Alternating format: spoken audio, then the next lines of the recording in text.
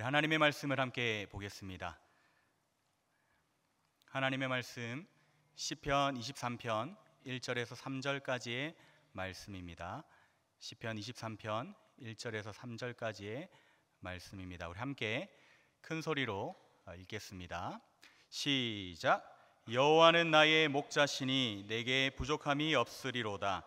그가 나를 푸른 풀밭에 누이시며 쉴만한 물가로 인도하시는도다. 내 영혼을 소생시키시고 자기 이름을 위하여 의의 길로 인도하시는도다. 아멘.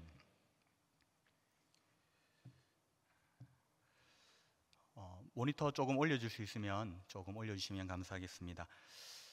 시편 23편의 말씀을 우리 하나님을 믿는 성도라면 모르는 사람이 없을 것입니다. 그 정도로 유명한 다윗의 시입니다. 다윗은 하나님과 자신의 관계를 목자와 양으로 비유하며 목자 대신 하나님께서 어떻게 자신의 삶을 돌보시고 어떻게 자기의 삶을 인도하셨는지를 우리에게 보여주고 있습니다. 오늘 말씀을 통하여 우리를 가장 선한 길로 또 가장 좋은 길로 완전한 길로 이끄시는 선한 목자 되시는 여호와 하나님을 붙드시기를 주님의 이름으로 축복합니다.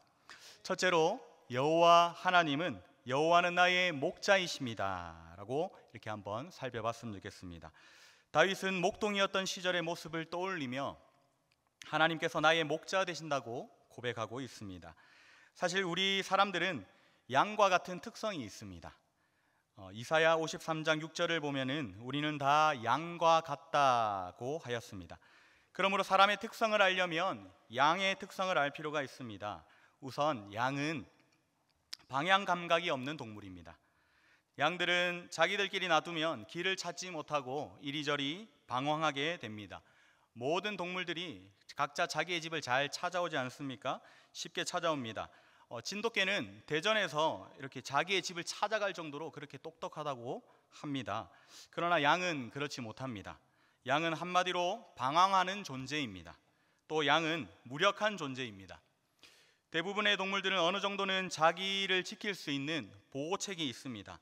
예를 들면 보호색을 갖는다든지 긴 다리를 가져서 쉽게 달아날 수 있다든지 또 강한 뿔을 가져서 상대의 공격을 저지할 수 있는 그런 능력이 있습니다. 그러나 양은 이러한 것이 전혀 없는 동물입니다. 그래서 사나운 짐승이 나타나면 꼼짝없이 당할 수밖에 없습니다. 마지막으로 양은 더러움에 쉽게 오염되는 그런 존재입니다. 양은 흰털을 갖고 있습니다. 그래서 깨끗해 보이지만 사실 그러한 흰털은 더러움에 쉽게 오염되기도 합니다. 뿐만 아니라 스스로는 그 오염을 제거할 능력도 없습니다. 바로 이러한 이유로 양에게는 목자가 절대적으로 필요하다는 것입니다. 양은 목자의 인도를 받을 때 바른 길로 갈 수 있고 목숨을 노리는 사나운 짐승으로부터도 보호받을 수 있으며 더러운 오염으로부터 자기를 깨끗하게 할 수 있습니다. 그러면 우리 사람들은 어떻습니까? 우리 사람들도 양과 다르지 않습니다. 양들에게 방향 감각이 없는 것처럼 타락하여 영적 능력을 상실한 우리 사람들도 어디가 바른 길인지 어디가 생명의 길인지 어디로 가야 꼴을 얻을 수 있는지 알지 못해서 방황하기 쉽습니다. 또한 사람들은 지극히 무력한 존재입니다. 육적으로도 무력한 존재이지만 특히 영적으로 보면 전적으로 무능한 존재입니다. 그리하여 자기 스스로는 영혼의 목숨을 노리는 악한 사단의 유혹으로부터 자기를 지켜낼 수가 없습니다. 그러한 사람은 그대로 방치해두면 영원히 망하는 길로 갈 수밖에 없습니다. 또한 사람은 쉽게 죄의 더러움에 오염되는 존재입니다. 그리고 자기 스스로는 그 죄의 오염을 씻을 수가 없는 존재입니다. 어떻습니까?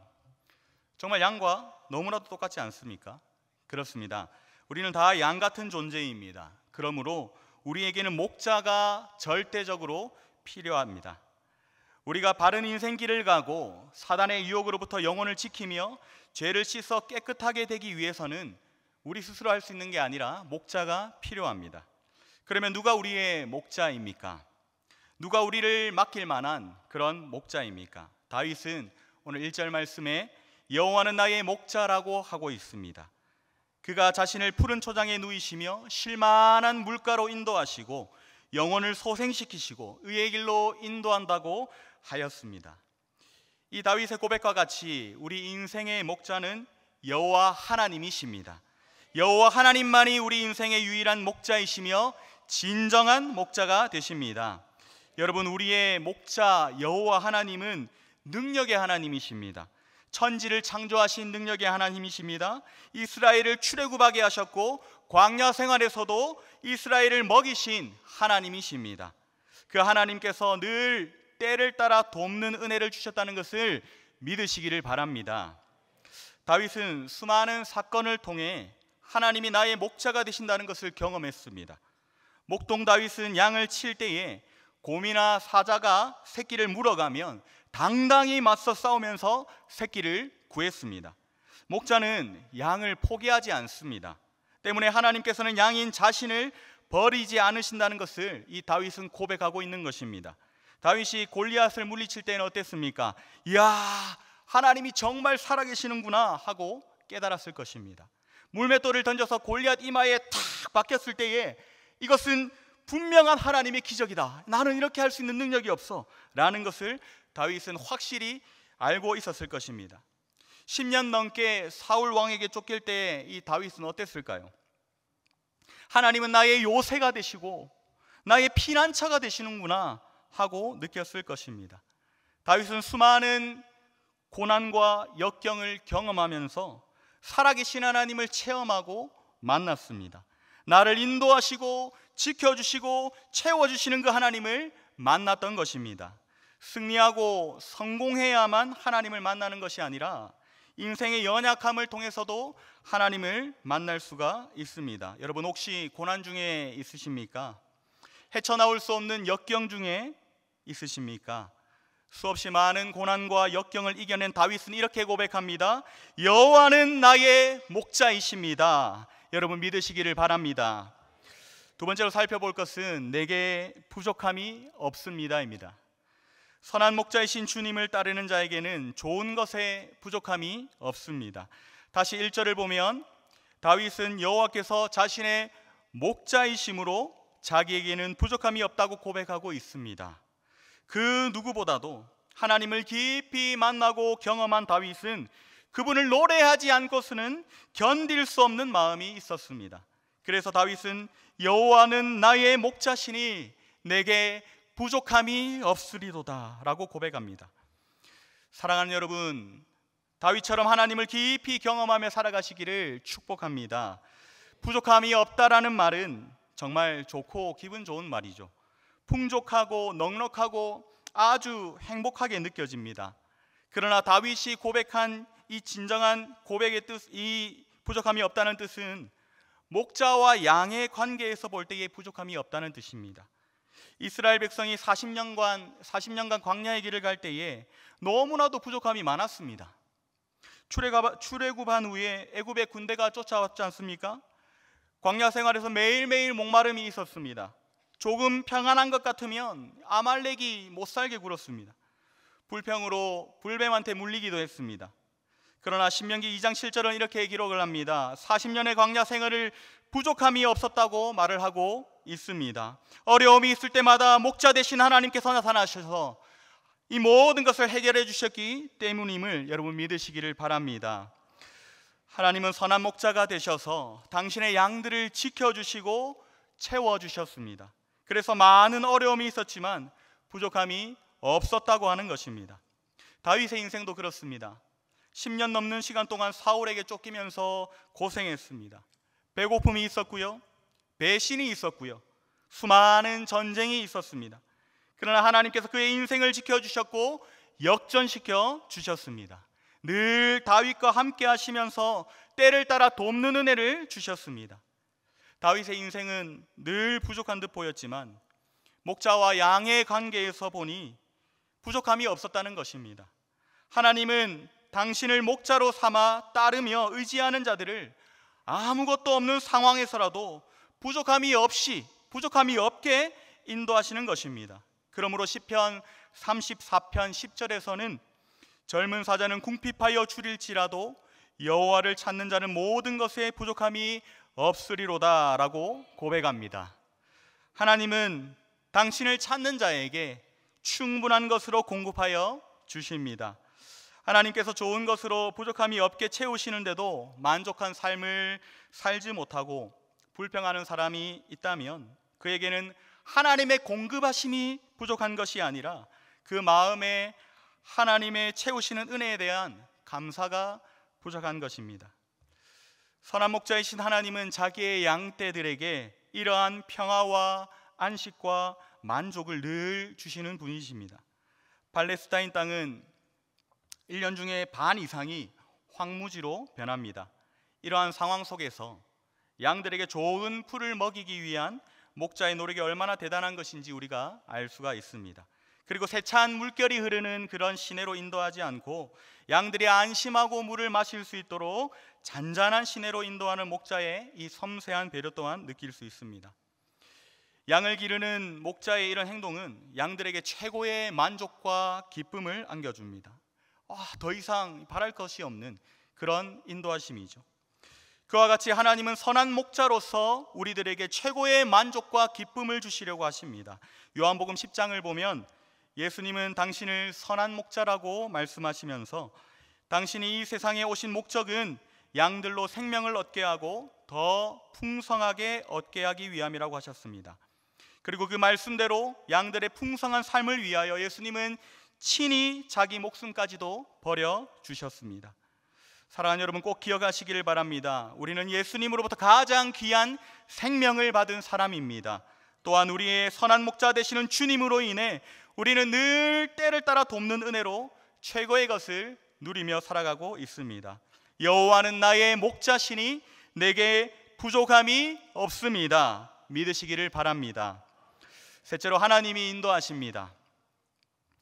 3절을 보시면 다윗은 하나님께서 당신의 이름을 위하여 자신을 의의 길로 인도하신다고 하였습니다. 하나님께서는 여호와라는 이름을 가르쳐 주실 때의 상황을 보면 하나님은 먼저 모세를 향하여 내가 정녕 너와 함께 있으리라 라고 출애굽기 3장 12절에 약속을 해주셨습니다. 그리고 곧이어 나는 스스로 있는 자라고 그렇게 출애굽기 3장 14절에 그렇게 말씀하셨습니다. 그러므로 여호와라고 하는 이 이름에는 내가 너와 함께한다라는 의미가 있다고 하겠습니다. 다윗은 여호와는 나의 목자라고 하였는데 이 고백에는 하나님께서 자기와 함께 하시면서 자기를 인도하신다는 그 의미가 내포되어 있는 것입니다. 왜냐하면 목자란 늘 자기 양과 함께하며 인도하는 자이기 때문에 그렇습니다. 여러분, 목자를 생각할 때에 가장 먼저 떠오르는 것이 무엇입니까? 자기 양들과 같이 양을 인도하는 사람 아닙니까? 그렇습니다. 목자는 양과 함께 양을 바른 길로 인도하고 또 생명과 안식을 누리게 하는 자입니다.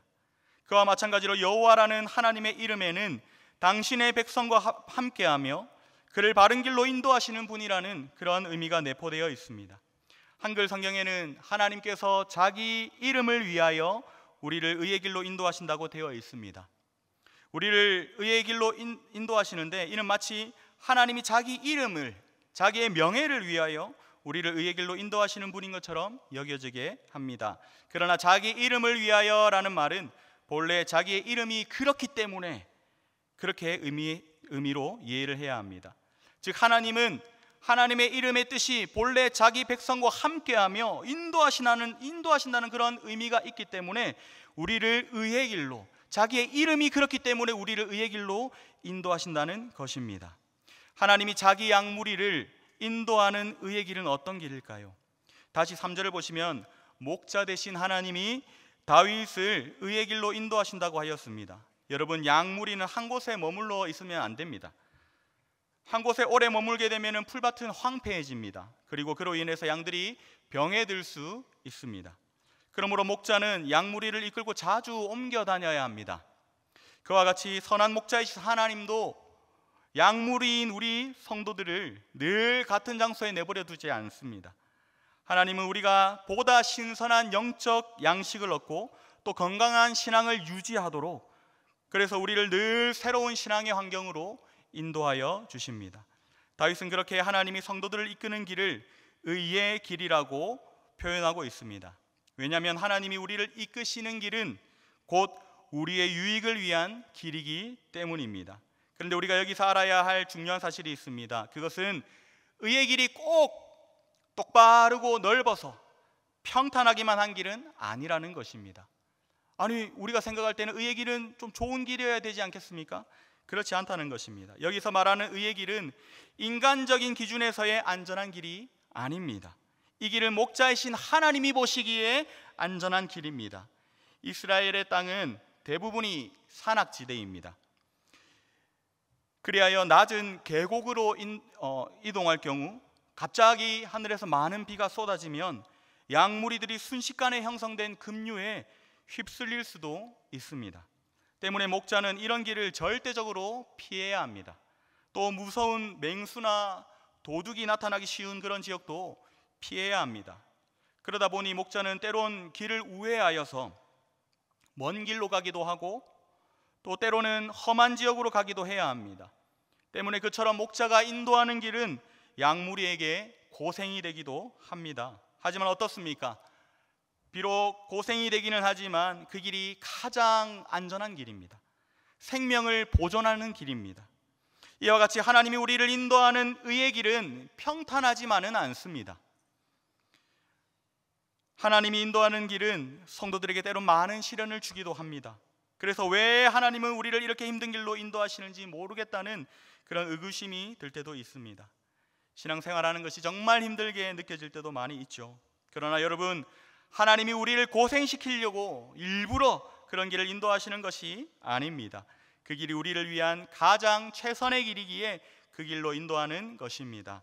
인도하는 것은 조종하는 것이 아닙니다. 하나님은 우리를 인도하시지 조종하시지 않으십니다. 늘 인격적으로 대하시고 때론 기다려주시고 가장 좋은 길로 인도하여 주십니다. 푸른 풀밭과 실만한 물가로 인도하심을 믿으시기를 바랍니다. 잠언 16장 25절 말씀에는 이렇게 말씀합니다. 어떤 길은 사람이 보기에는 바르나 필경은 사망의 길이니라. 사람이 보기에는 바른 길 같으나 하나님이 보시기에는 멸망의 길이 있다는 것입니다. 때문에 우리는 우리를 최고의 길로, 가장 좋은 길로, 가장 완전한 길로 이끄시는 선한 목자 되시는 하나님만 바라보고 따라가야 합니다. 저희 가정은 운암학교에 아이를 3명을 보내고 있습니다. 여러 가지 지원을 받기도 하지만 3명을 보내면 3배로 많이 들잖아요. 3명의 식비, 3명의 책값, 3명의 옷값, 이렇게 3인분이 들어갑니다. 방과후 수업도 돈이 많이 들어서 저희 애들은 자체 방과후를 시키고 있습니다. 저거들끼리 따로 합니다. 운동장에서 축구 방과후를 하고 있으면 그 옆에서 저거들끼리 막 봉차고 있더라고요. 막내는 퐁퐁을 좋아해서 퐁퐁 방과후를 하고 있습니다. 학교에서 악기를 하나씩 배운다고 악기를 사오라는데 당신 근처의 마켓, 이제 말반 마켓으로 가가지고 장류에 가가지고 그렇게 악기를 막 열심히 구해오기도 했습니다. 학기 초에 아이들을 학교에 보낼지 말지 정말 고민을 많이 했습니다. 엄청난 고민을 했습니다. 입학식을 했는데도 문제가 해결되지 않아서 아이들을 일주일 동안 학교에 가지 못하고 가정학습을 하기도 했습니다. 학교에 다 보낼 형편이 되지 못하니 우리 아이들끼리 시험을 쳐서 가능성이 있는 아이만 보내야 되나 그렇게 고민도 했었습니다. 그래도 하나님이 채워주실 거라고 믿음으로 보내자 했는데 매달 마이너스인 저희 집 상황으로는 하나님이 채워주셔도 줄줄 셀 것 같았습니다. 저는 믿음으로 보내면 하나님이 채워주실 거고 혹시 안 채워주시면 휴학시키자 그렇게 얘기를 했는데 초등학교에 휴학 제도가 있는지는 잘 모르겠습니다. 그래도 와이프는 걱정이 되었나 봅니다. 당연히 걱정되죠. 사실 저는 아무것도 모르거든요. 돈 관리를 제가 안 해서요. 그러나 이 모든 것은 인간적인 생각이었습니다. 하나님은 하나님의 방법으로 일하셨습니다. 와이프 친구가 갑자기 아이들 입학비로 600만 원을 보내어 주었습니다. 정말 눈물이 났습니다. 와, 하나님 이게 뭡니까? 도대체 이 친구가 왜 이런 거를 귀로 듣고 눈으로 보아도 믿을 수가 없었습니다. 그걸로 입학금을 내고 책 사고 또 악기도 사고 당분간의 학비를 감당했습니다. 그리고 때마다 연말 정산 환급금 또 모아둔 적금 등이 들어왔습니다. 돈이 다 떨어질 때쯤 갑자기 제 발에 금이 갔습니다. 왜 이런 일이 생겼나 엄청 불평도 하고 왜 그럴까 이런 생각을 했는데 설교를 준비하면서 문득 깨달음이 있어서 와이프랑 얘기를 했습니다. 여보, 지난 학기 우리 아이들 어떻게 학교를 다 보냈지? 하고 물어보니 하나님이 다 채워주셨지 라고 말했습니다. 아니, 좀 더 구체적으로 친구가 입학금을 줬고 세금 낸 거 들어왔고 적금 들어왔고 그리고 여보가 다쳐가지고 보험료가 좀 들어왔지 라고 했습니다. 정말 놀랍지 않습니까? 돈이 이제 다 떨어져 가니까 하나님께서 이렇게 또 채워주시더라고요. 야, 하나님, 이것도 하나님의 계획입니까? 그렇게 생각을 했습니다. 사람의 생각으로 계산해 봤을 때는 도저히 아이들을 학교에 보내기가 어려웠습니다. 그래서 안 보내려고 했습니다. 한 학기 보내고 나면 빚더미에 앉겠다고 생각되었습니다. 그래서 포기하려고 했는데 하나님은 때를 따라 돕는 은혜로 채워주셨습니다. 그렇게 저희는 아이들 한 학기를 잘 마무리했습니다. 다행히 빚더미에 앉지도 않았습니다. 사실 다음 학기부터는 진짜 걱정이 되는데 걱정 안 하려고 합니다. 하나님은 다 계획이 있으신 줄 믿습니다. 사람의 생각으로는 이해할 수 없는 방법이 있으신 줄 믿습니다. 하나님께서는 수만 가지의 방법이 있는 줄 믿으시길 바랍니다. 나에게 가장 선한 목자 되시는 하나님께서 함께 하시며 늘 부족함 없이 채워주실 것입니다. 어느 한 목사님께 교회 주보를 인쇄하는 인쇄소에서 전화가 왔습니다. 목사님, 주보 원고에 주일 오전 예배 설교 제목이 빠졌습니다. 설교 제목을 좀 알려주십시오. 아, 그런가요? 죄송합니다. 설교 제목은 여호와는 나의 목자시니입니다. 인쇄소 직원이 문장이 아직 안 끝났다고 생각했는지 확인차 다시 물었습니다. 여호와는 나의 목자시니 그거면 됩니까? 아, 예, 여호와는 나의 목자시니 네, 그거면 충분합니다. 그리고 전화를 끊었습니다.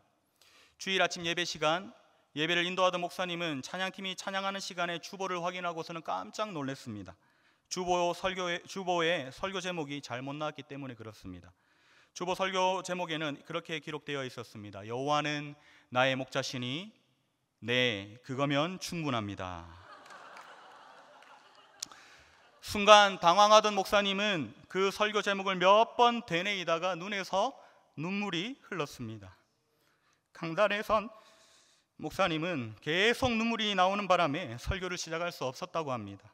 그렇게 강단에 한참을 서 있던 목사님은 몇 번을 반복해서 설교 제목을 읽었습니다. 여호와는 나의 목자시니 네, 그거면 충분합니다. 여호와는 나의 목자시니 네, 그거면 충분합니다. 사랑하는 성도 여러분,